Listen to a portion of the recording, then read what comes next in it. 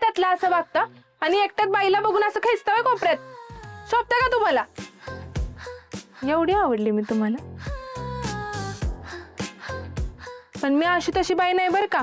तसला काही विचार करत असाल तर मी चाल. हो ऐका ऐका, तुम्ही ऐकून घ्या 2 मिनिटं. तुम्ही सॉरी, ते हात पकडला मी तुमचं. काय म्हणले जामकर साहेब? काय बोलले? काय विचारलं का त्यांनी? ते काय कुठल्या खोट्या केसमध्ये तुम्हाला अडकवणार आहे? काय चौकशी करत होते का? तसं असेल तर मला सांगा बरं का, मी तुमची मदत करू शकतो. नाही, मी काय वकील बिकील नाही, पण मी मदत करतो. अशी गावातल्या बऱ्याच लोकांची मदत करतो. म्हणून तर गावातले मला देव माणूस म्हणतात. अहो बोला की, तुम्ही काय बोलतच नाही. काय झालं? काय विचारलं त्यांनी? अहो त्यांनी मला काही चौकशी करायला अटक करायला नव्हतं बोलवलं. मग कशासाठी बोलवलं होतं? ते साहेबांचं काहीतरी काम होतं म्हणून बोलवलेलं. काय काम होतं? कुणाला सांगणार नसाल तर सांगते. नाही सांगणार. साहेबांच्या घरी एक पेशंट आहे. ॲक्सिडेंट झालाय वाटतं त्याचा. बेडवरच पडून असते. त्याची काळजी घ्यायला, त्याची सेवा करायला म्हणून बोलवलं होतं. त्याचं पैसे देणार आहेत ते मला. पण मला म्हटले की गावात कोणी विचारलं तर धुनी भांडी आणि स्वयंपाक करते असं सांग. आता ते का ते मला नाही का विचारू, मला नाही माहिती. नाही, ते नाव काय सांगितलं पेशंटचं त्यांनी? पांडुरंग असं काहीतरी होतं.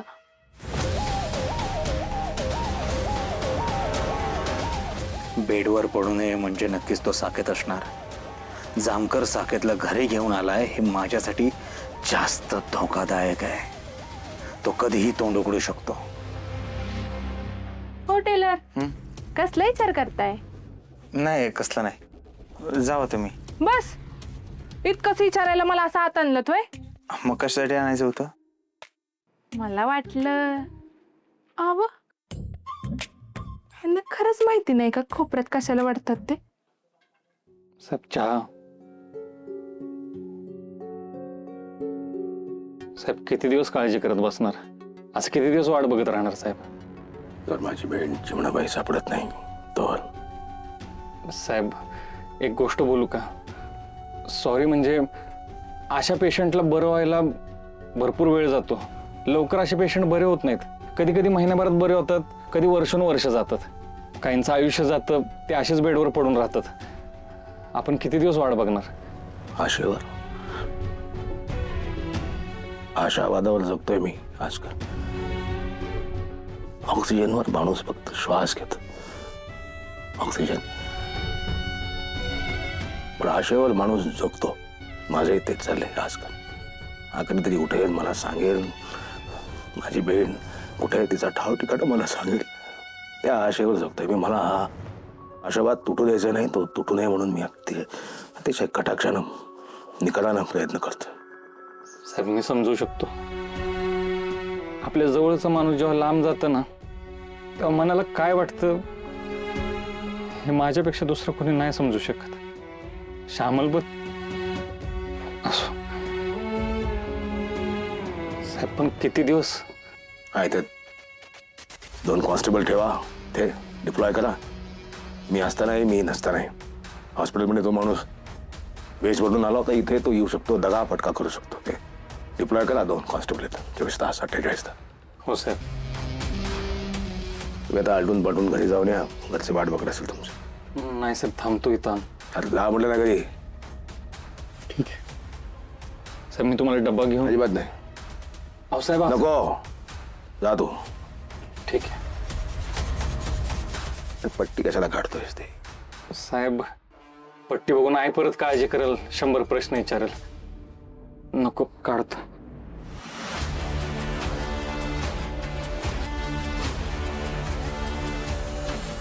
येतो साहेब.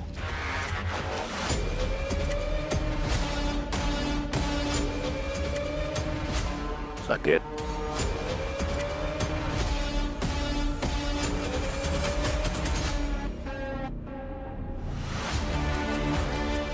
साकेत, किती महत्वाचा होऊन बसलायस तू माझ्यासाठी. तिरस्कार केला मी तुझा. तुझ्यासोबत काय घडलं, कसं घडलं, काही माहित नाही मला. मला सांगितलं की तू माझ्या भेडीला पळवून घेऊन गेलास. कुठं बोलतायत ते? जर कोणतरी हल्ला केला, तुझा जीव घ्यायचा प्रयत्न केला, त्याला सोडणार नाही मी, पकडेलच त्याला. सारखे तू लवकर पळाव. माझी बहीण, माझी चिमणाबाई कुठे आहे मला सांग. वेळासारखा शोधतोय मी इथला. मोठ्या आशेवर बसलोय. माझी आशा तोडू नकोस.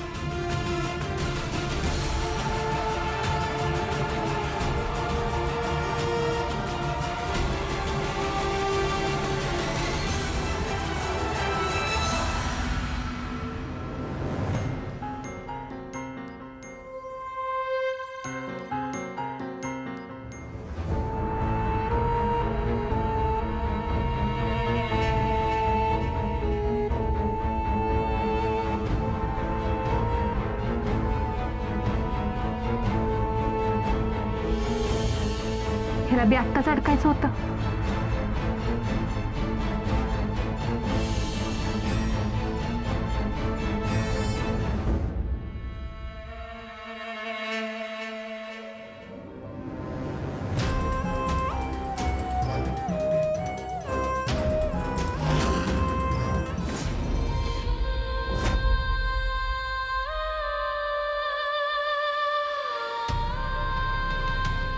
म्हणजे हा माणूस अजून सुधारला नाहीये.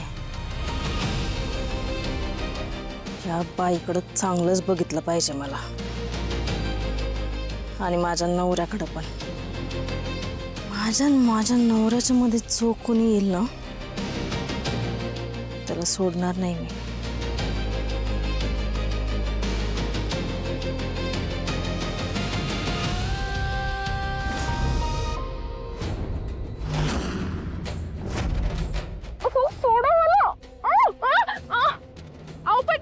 पण मी काय केलंय? मला का मारताय?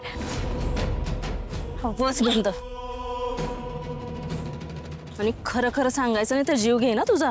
अहो पण त्या परक्या घरात तू माझ्या नवऱ्यासोबत काय करत होतीस? अहो ते असं काहीच नाही. खरं सांगायचं नाही तर अहो ते जीव घेईन तुझा. अहो पण मी तेच करत होते जे तुम्ही मला त्यांच्यासोबत करायला सांगितलंय.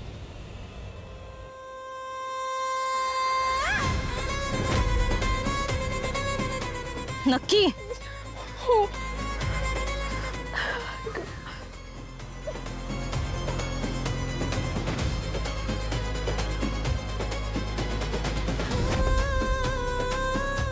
किती जोरात पाडलं मला. अशाने कशी कामं करणार मी तुमची? तसंच जसं मी सांगितलंय.